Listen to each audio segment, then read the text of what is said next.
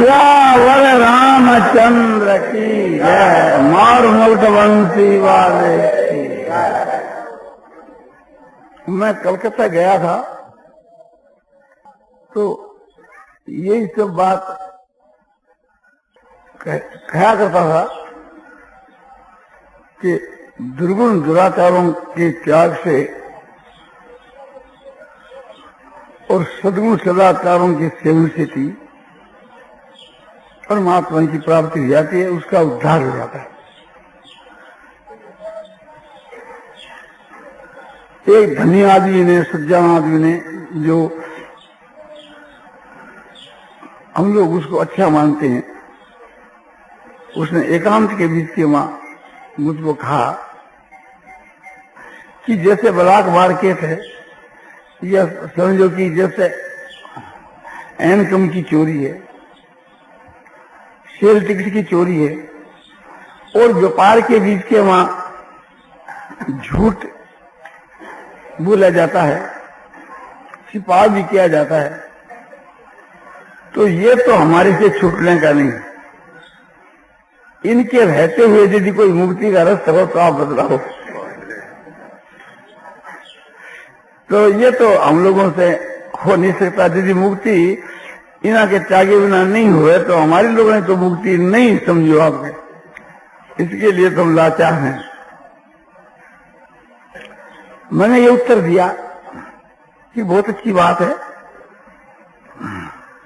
आप ये बात मन में समझते रहे कि ये खराब चीज है, झूठ है, कपट है, बेईमानी है, समझो कि ये सब सरकार की चोरी है,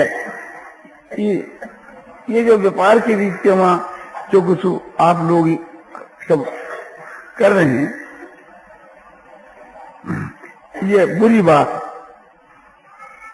और भगवान का जो भजन और ध्यान है ये आप निरंतर करते रहें, और साथ साथ के वहां ये बात भी आप मान ले, इसमें तो आपको कुछ लगता ही नहीं कि भजन ध्यान करने से एक प्रकार से आगे जाकर के ये हमारे दुर्गुण दुराचार सब अपने आप ही उसके प्रभाव से छूट जाएंगे। भजन करने से हमारा अंतःकरण शुद्ध हो जाएगा। जब शुद्ध हो जाएगा तो इन्हें झूठ, कपट, बेईमानी और ब्लैक मार्केट में गिलानी हो जाएगी। तो गिलानी होने के बाद में फिर आप कर नहीं सकेंगे, आपसे कोई भी ऐसा हो नहीं सकेगा। तो उसके लिए तो कोई आपकी आपत्ति है नहीं कि हम करेंगे, ऐसा तो कोई आपके जिद भी नहीं होगा। और अपने ही छूट जाए तो उसमें आपके क्या हानि है? बोला कोई हानि नहीं। तो दो बात को याद रखना चाहिए कि भगवान का भजन ध्यान करने से इनको छोड़ना नहीं पड़ता, ये चीज आगे जाकर के अपने आप ही छूट जाती। भजन ध्यान के प्रभाव से जब अंतःकरण शुद्ध हो जाता है तो दुर्गुण और दुराचार अपने आप ही छूट जाते हैं, उससे फिर वो बनते में ही नहीं आते। ऐसा भजन ध्यान का प्रभाव है। और अपने में समय समय पर आप निरीक्षण करते हो कि पहले की अपेक्षा कितना फर्क पड़ा, और साथ में ये समझते रहो कि दुर्गुण दुराचार एक दिन अवश्य अपने आप ही छूटेंगे। भगवान के भजन ध्यान का ऐसा प्रभाव है, ये बात आप मानते रहो तो हमारे को विश्वास है कि आपको छोड़ना नहीं पड़ेगा। ये सब बात अपने आप ही छूट जाएगी। किंतु साथ में यह है कि भजन ध्यान जो है वो आदर पूर्वक निष्काम भाव से और निरंतर होना चाहिए। यदि एक प्रकार से ये दूर नहीं हो रहे हैं तो फिर अपने आगे के भजन ध्यान को संभाल लो कि भजन ध्यान में कहीं कमी तो नहीं है ना। भजन ध्यान में एक प्रकार से कमी यदि नहीं है तो ये दूर क्यों नहीं हुई? आपको दुर्गुण दुराचारों को छोड़ना नहीं पड़ेगा, ये अपने आप ही छूट जाएंगे। जिसे जंगल में जाकर के शेर रख देते, शेर मन बाघ, तो वहां के गिद्ध अपने भाग जाते। वहां के हिरण जो हैं, गिद्ध जो हैं, जो कमजोर जानवर हैं, वे आप ही भाग जाते हैं। उसको निकालने की आवश्यकता नहीं पड़ती। जब सूर्य भगवान उदय होता है वहां अंधकार अपने आप विनाश हो जाता है, और जहाँ ज्ञान का प्रकाश होता है वहां अज्ञान अपने आप ही दूर हो जाता है। तो ये निश्चय रखो, ये साधन जो सो बहुत ही अपने उस कोटि का है। तो बोले ठीक है, ये बात ठीक है। ये एक आपको कलकत्ते की घटना की बात मैंने बतलाई। अब मैं आपको बहुत से उपाय बतलाता हूं, परमात्मा की प्राप्ति के बहुत से उपाय। उनमें से एक उपाय आप हल्का से हल्का कर लोगे तो आपका काम उससे सिद्ध हो जाएगा। इसमें कोई भी समस्या की बात नहीं है, जुक्ति संगत है और शास्त्र संगत। शास्त्र से आपको प्रमाण दिया जा सकता है और जुक्ति संगत है ही। एक तो ये बात है कि आपके शरीर द्वारा, शरीर से, मन से, वाणी से आपके द्वारा जितने जो कर्म होते हैं तो सारी आपकी चेष्टा निष्काम भाव से होनी चाहिए। उस निष्काम का इतना भारी प्रभाव पड़ेगा कि आपकी आत्मा शुद्ध होकर के आपका अपने आप ही कल्याण हो जाएगा, अपने आप ही ज्ञान हो जाएगा। आपको कुछ करना नहीं पड़ेगा, केवल मात्र आपका ये सिद्धांत हो जाना चाहिए कि हमारे द्वारा जो भी कुछ चेष्टा हो वो चेष्टा निष्काम होनी चाहिए, उसमें अपना व्यक्तिगत कोई स्वार्थ नहीं होना चाहिए। मनुष्य का जो मान है, बड़ाई है, ये भी स्वार्थ है। जैसे रुपया एक प्रकार से रुपया के लिए मनुष्य काम करता है, तो रुपया भी लिए करता है तो स्वार्थ के लिए हो गया, या अपने शरीर के आराम के लिए करता है तो स्वार्थ हो गया, और मान बढ़ाई के लिए करता है तो स्वार्थ हो गया, या स्वर्ग के लिए करता है तो स्वार्थ हो गया। तो बस एक स्वार्थ का त्याग होना चाहिए, आसक्ति माने स्वार्थ का त्याग होना चाहिए, कामना का त्याग होना चाहिए, कोई प्रकार की इच्छा नहीं होनी चाहिए। उसको ही कहते हैं निष्काम। व्यक्तिगत जो तुम्हारी इच्छा है, कामना है, बस उसका त्याग कर दो, और 7-5 के छोड़ने की कोई भी जरूरत नहीं है। एक के त्याग से सब त्याग हो जाता है। तो प्रातः काल से लेकर सायंकाल तक जो कुछ आपकी चेष्टा हो है वो आपके लिए नहीं करनी चाहिए। तो किसके लिए करनी चाहिए? जग जनार्दन के लिए करनी चाहिए, संसार के लिए करनी चाहिए। ये संसार है, एक प्रकार से जगत जो है ये जनार्दन है, भगवान है, तो भगवान के लिए करनी चाहिए, अपने लिए कुछ नहीं करनी चाहिए। तो बोले अपने लिए कुछ भी नहीं करें तो भोजन तो करेंगे, बोले वो भी अपने लिए नहीं, भोजन भी अपने लिए नहीं करें। तो भोजन तो अपने लिए सब कोई करते हैं, बोले नहीं। महात्मा लोग जो है वे अपने लिए स्वयं भोजन करते हैं। तो किसके लिए करते हैं? बोले संसार के लिए, दूसरों के हित के लिए, भगवान के लिए, अपने लिए नहीं करते। तो अपने लिए करना क्या और भगवान के लिए करना क्या?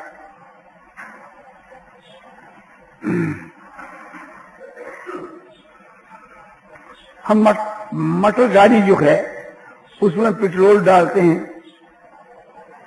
वो मटर में जो तेल डालते हैं वो किस लिए?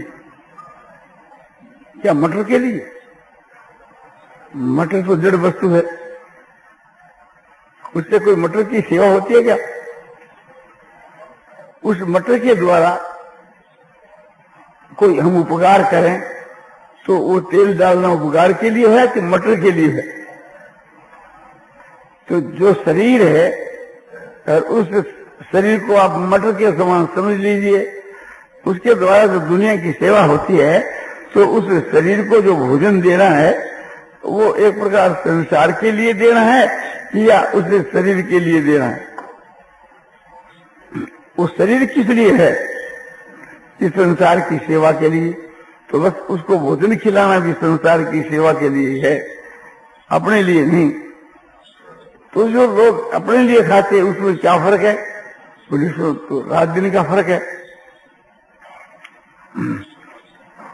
एक आदमी भोजन करता है और उसके वहां आस्वादन लेता है कि वाह खूब मीठा है और खूब बड़ा आनंद आता है, तो उसे रसास्वाद देता है। तो जो उसे रसास्वाद लेता है वो अपने लिए करता है, वो संसार के लिए नहीं करता। और शरीर जो है एक घोड़ा है और उस घोड़े को हम दाना देते हैं। यदि घोड़े को दाना नहीं दिया जाएगा तो वो गाड़ी नहीं चला सकेगा। उस घोड़े से काम लेना इसलिए उसको दाना दिया जाता है। इसी प्रकार जो शरीर है ये भी एक घोड़ा है, तो उसको जो अन्न दिया जाता है, नहीं अन्न दिया जाएगा तो एक प्रकार से वो काम नहीं दे सकेगा। और अभी उसे काम लेना है, तो जब तक उसे काम लेना है तो एक प्रकार से उस उद्देश्य से उसको अन्न दिया जाता है। और जो आदमी अपने इंद्रियों की तृप्ति के लिए भोजन करता है, माने स्वाद के लिए भोजन करता है, वो एक प्रकार से संसार के इसके लिए नहीं। इसी प्रकार से हरेक काम आप चाल करिए। तो हमारी जो चेष्टा है उसका मूल कारण जो है सो संसार का हित होना चाहिए। संसार ही भगवान को स्वरूप है। फिर भी आपको ध्यान देना चाहिए। यदि गंभीरता से हम विचार करें तो हमारी सारी चेष्टा भगवान के लिए हो सकती है और हमारे लिए भी हो सकती है। जो हमारे लिए हम करते हैं उसका फल भगवान की प्राप्ति नहीं है, और भगवान के लिए करते हैं उसका फल भगवान की प्राप्ति है।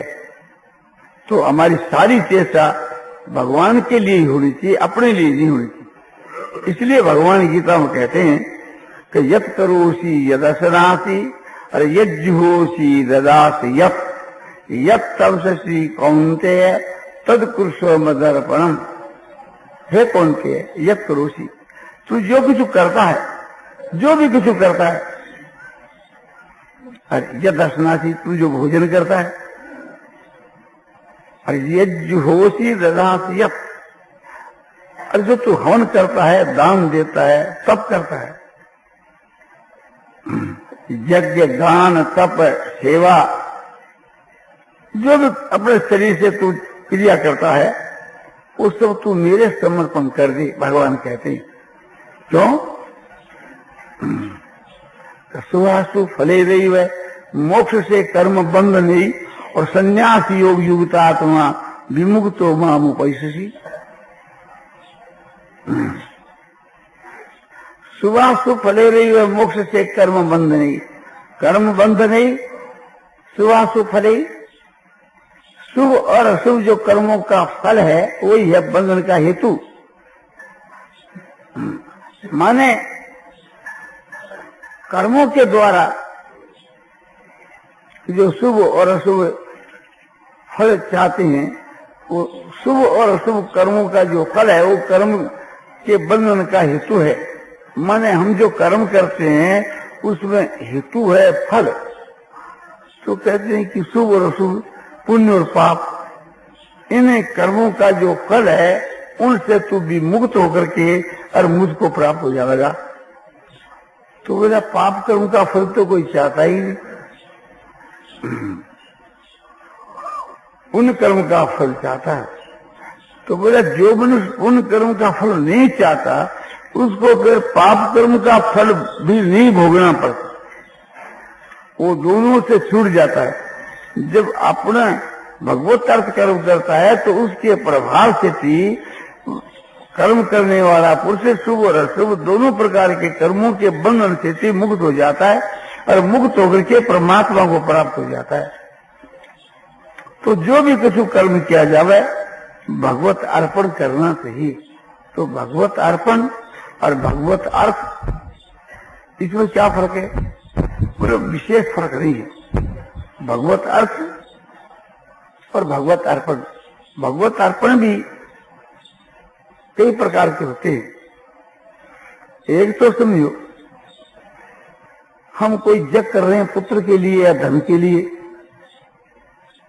इतना कार्य एक प्रकार से चल भी पड़ा, उसके बीच में ही हम समझ गए कि भाई हमको तो न पुत्र की इच्छा न धन की इच्छा, तो श्री कृष्ण आप वस्तु मैं तो प्रभु के लिए ये करता हूँ, भगवान के अर्पण कर दिया उसको, तो वो एक भगवत अर्पण है, उससे वो श्रेष्ठ है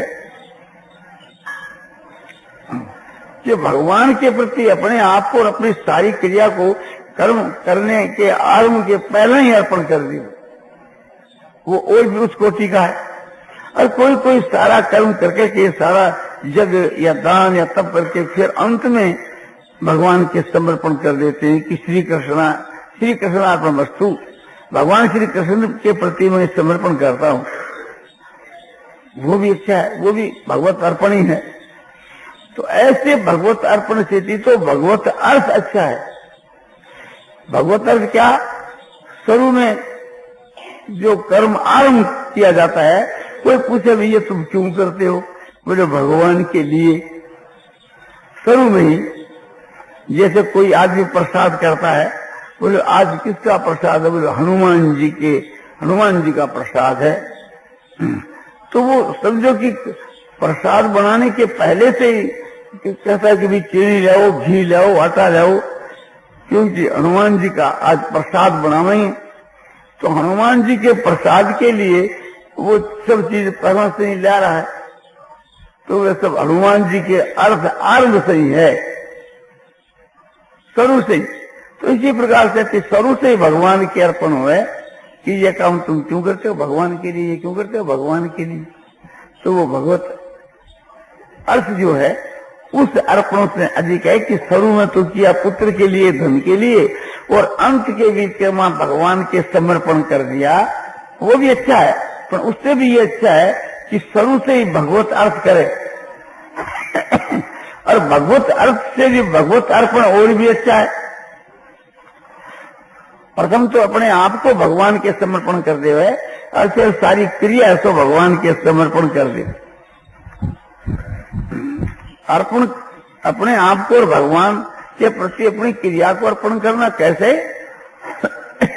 जैसे कठपुतली होती है, वो अपने क्रियाओं को और अपने आप को सूत्रधार के लिए अर्पण किए हुए हैं। सूत्रधार जो न चाहता है, जो पुतली नाचती है, और सूत्रधार उसकी हार जीत भी सूत्रधार के ही अधिकार के है। जो मदारी है, कठपुतली का ख्याल दिखाने वाला, वो काठ की कठपुतली दे के ही एकदम वो समर्पण है। इस प्रकार से अपना जो शरीर है ये भगवान के समर्पण कर देवे, और समझो हमारे इंद्रियां जो है उनकी बागडोर जो है इंद्रियों की, इंद्रिय तो घोड़े की जो है, समझो कि मन और बुद्धि इंद्रियां ये सब के सब भगवान के समर्पण कर देवे। भगवान की जैसे मर्जी हो ऐसे ही कर, हम अपने आप को और सब चीज को भगवान के समर्पण कर दें। तो ये जो समर्पण करना है वो भगवत अर्थ कर्म से भी और बढ़ करके। भगवत अर्थ में तो ये है ना कि कर्ता जो है किसके लिए करते, बोले भगवान के लिए। भगवान के लिए कर्ता तो वो है ना, और इसमें कर्ता भी वो नहीं, भगवान ही उसके शरीर से सब कुछ कर रहे हैं, वो तो कुछ भी नहीं करता है, तो उसमें तो कर्तापने का भी अभिमान नहीं है। तो ये और भी ऊंचे दर्जे की चीज है। कोई भी कर्म मैं करता हूं किस लिए, भगवान के लिए, तो उससे भी हमारा कल्याण है।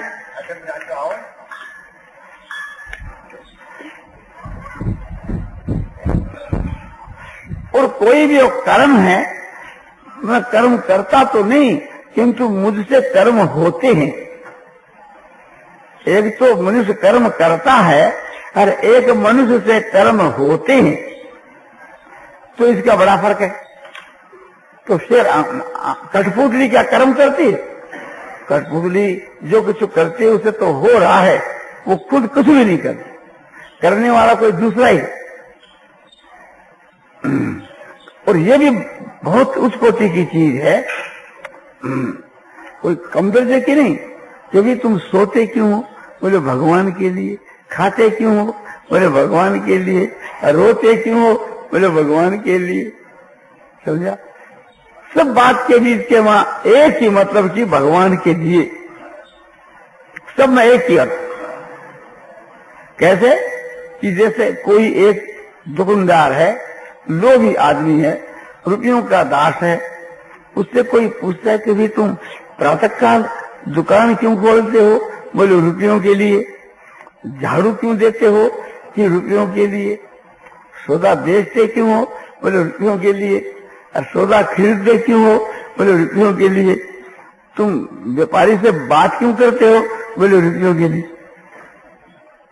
उसकी सारी चेष्टा जो है रुपयों के लिए, और जिसमें रुपये नहीं मिलते, समझा, लोग आदमी उस बात के नजदीक नहीं जाते, समझता है कि इसमें हमको पाई नहीं मिलेगी। और ऐसा हमारे काम है। अरे बोले बैठो, हम आपको थोड़ी बात सुना। बोले बात क्या सुना? हमारे तो दुकान के ऊपर काम, हमको फुर्सत नहीं। जिसमें रुपया पैदा नहीं होता वो बात वो नहीं सुनते और उसके वास्ते समय नहीं निकालते। वो तो रुपया का लोभी है ना, रुपया का प्रेमी है। इसी प्रकार से जो भगवान का जो प्रेमी होता है उसकी सारी चेष्टा भगवान के लिए होती है। जैसे वो रुपयों का दास है और वो भगवान का दास, वो सारी चेष्टा भगवान के लिए करता है। और जिससे भगवान की प्राप्ति नहीं होती वो काम नहीं करता। वो कहता है कि भाई तुम चोरी नहीं करते। बोले नहीं। क्यों? बोले चोरी करने से कोई भगवान नहीं मिलते। तुम झूठ नहीं बोलते। बोले नहीं। क्यों? बोले झूठ बोलने से कोई भगवान नहीं मिलते। जिस काम में भगवान नहीं मिलते उस काम के वो नजदीक भी नहीं जाता, क्योंकि उसकी तो सारी चेष्टा जो है सो भगवान के लिए ही है। तो उसमें कर्तापन है कि मैं करता हूं, भगवान के लिए करता हूं, भगवान की प्राप्ति के लिए, भगवान में प्रेम होने के लिए, भगवान को खुश करने के लिए मेरी सारी चेष्टा है। तो ये एक बात। और दूसरी बात यह है कि मनुष्य अपने आप को भगवान के प्रति समर्पण कर दिया, भगवान के प्रति अपने आप को समर्पण कर दिया, आत्म समर्पण कर दिया। अब उस शरीर को भगवान ही चलाते हैं, वो नहीं चलाता। उसके द्वारा जो चेष्टा होती है समझो कि भगवान ही करते। तो कोई आदमी, आलसी आदमी इस प्रकार से कि अपने बहानाबाजी करेगा कि भी मेरे द्वारा जो चेष्टा होती है ना वो तो स्वयं भगवान ही करते हैं, मैं तो किसी करता भी नहीं। तो तुम झूठ बोलते हो, चोरी करते हो व्यापार के बीच के वहां। हाँ, मैं झूठ बोलता हूँ, चोरी भी करता हूँ, सभी काम मेरे द्वारा होते हैं जैसे आपके द्वारा होते हैं, किंतु मैं नहीं करता, भगवान ही करते हैं। लोग का भी प्रमाण दे देते हैं कि जानामि धर्मं न च मे प्रवृत्ति और जानामि धर्मं न च मे निवृत्ति केनापि देवेन हृदि स्थितेन यथा नियुक्तोऽस्मि तथा करोमि। जानामि धर्मं, मैं धर्म को जानता हूँ, धर्म किसका नाम है, किंतु उसमें मेरी प्रवृत्ति नहीं होती। और मैं पाप को भी जानता हूँ, किंतु पाप से मैं छूट नहीं पाता, मेरे से तो पाप बनती में आता ही है। क्यों? कि कौन एक देव मेरे हृदय में स्थित जो परमात्मा है वो जिस प्रकार से मेरे से करवाता है वैसे ये तो मैं करता हूं। तो ऐसा जो बहाना करना है इससे वो छूट नहीं सकता। तो ये एक प्रकार से सिद्धांत ठीक नहीं, बिल्कुल ठीक नहीं है। ये किसका सिद्धांत है? ये दुर्योधन का सिद्धांत, ये दुर्योधन का वचन है। तो ये जो समझना है ये उच्च कोटि का है कि हमारे से जो बढ़िया जो काम होते हैं, शास्त्र के अनुकूल जो काम होते हैं, वे तो भगवान की कृपा से होते हैं, और हमारे से जो पाप बनता है वो हमारे स्वभाव के दोष से बनता है। ऐसा समझने वाले का रास्ता ठीक है। अर्जुन ने ये बात पूछी कि भगवान मैं पाप करना नहीं चाहता, किंतु मुझसे बलात्कार पाप होता है, मानो कोई दूसरा ही मनुष्य मेरे से पाप करवाता है, वो कौन पुरुष है? गीता की 3री अध्याय के 36 श्लोक में अर्जुन ने पूछा, अथः केन प्रयुक्तो यं पापं चरति पुरुष और अन्य वार्षणे है बलादीव नियोजित अथः केन प्रयुक्त पापं चरति। हे वार्षणे, हे भगवान श्री कृष्ण, ये पुरुष जो है किसका प्रेरा हुआ पाप करता है? अनिश्चय भी, माने इसकी पाप करने की इच्छा नहीं, उद्देश्य नहीं, किंतु बलात् ये नियोजित है। जैसे कोई बलात्कार से इसको कोई पाप में लगा देता है, यूं एक प्रकार से पाप में लगाने वाला ऐसा वह कौन पुरुष है जो ये पाप करना नहीं चाहता किंतु बलात्कार से इससे पाप करवाता है? तो इसके उत्तर के बीच के वहां, इसके उत्तर में भगवान कहते हैं कि काम ये से क्रोधेश रजोगुण समुद्भव महासन्नो महापापमा विद्य निवैरियम। जिसका नाम जो काम है, कैसा काम है कि वह काम ही है तो क्रोध के रूप में परिणित होता है। जब कामना में बाधा आती है तो क्रोध के रूप में प्रकट हो जाता है। इस वास्ते काम ही क्रोध है। और कैसा है कि रजोगुण समुद्भव, काम की उत्पत्ति रजोगुण से होती है। बोले रजोगुण से होती है कि आसक्ति से, संग जायते काम है, आसक्ति से काम की उत्पत्ति गीता में बतलाई। फिर आसक्ति और रजोगुण एक ही चीज है। रजो रागात्मकं विद्धि, रजोगुण को तुम राग ही समझो।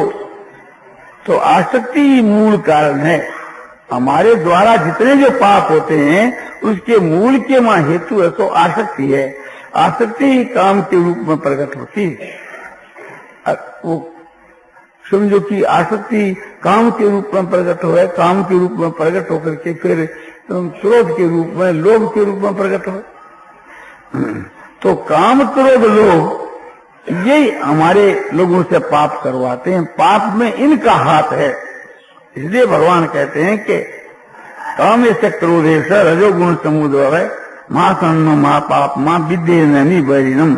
अर्जुन, ये काम है, यही क्रोध है और इसकी रजोगुण से इसकी उत्पत्ति है। और महान खाने वाला इसका पेट भरता नहीं।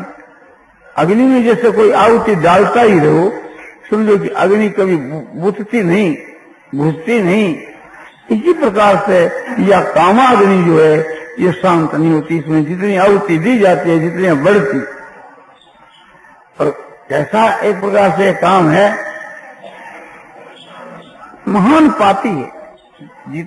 जितने जो पाप होते हैं ये इनके प्रकार से होते हैं। और ये कैसा है, काम से क्रोध से रजोगुण समुद्र महासन्न महापाप विद्या निर्वरीनम। और इस विषय में तुम्हारे पाप के कराने की दिशा में तुम अपने इसको ही अपना बैरी समझो। ये तुम्हारा शत्रु है जो तुम्हारे से पाप कराता है।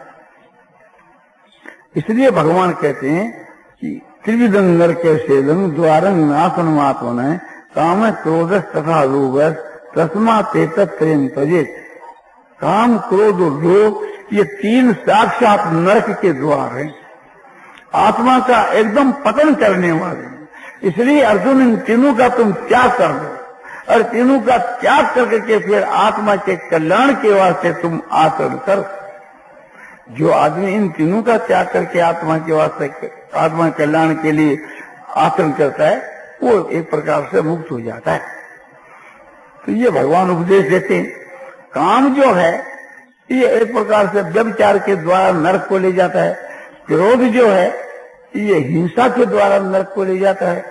और लोभ जो है ये झूठ कपट के द्वारा नरक को ले जाता है। तो इसलिए ये तीनों का त्याग ही कर देना चाहिए। तो ये बात दिखलाई नहीं। कोई आदमी ये कहता है कि मेरे द्वारा जो पाप होते हैं ना उस पाप में भगवान का हाथ है, तो ये बात गलत।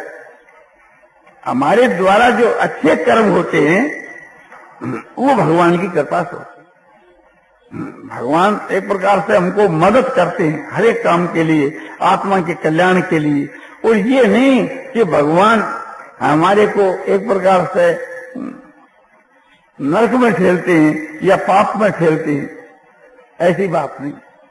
हमारे द्वारा जो जितने जो पाप होते हैं उसके वहां हेतु जो है परार्थ भी हेतु नहीं है, और भगवान का भी हाथ नहीं। यदि हम ऐसा मान लें हमने पूर्व जन्म के बीच के वहां जो पाप किया था उसी कारण से इस जन्म में पाप कर रहे हैं, तो ये हमारी गलती है। खूब ध्यान देना चाहिए कि पाप का फल पाप, और फिर उसका फल फिर पाप, उसका फल फिर पाप, तो अनावस्था दोष आ जाएगा, फिर पाप की कभी समाप्ति होगी नहीं। एक दोष। और दूसरा दोष बतलाया जाता है कि कोई भी संसार के वहां ऐसा कोई राजा या न्यायकर्ता, कोई प्रेसिडेंट या हाकिम नहीं है कि भाई कोई पाप करे, अपराध करे तो फिर उसको कहे कि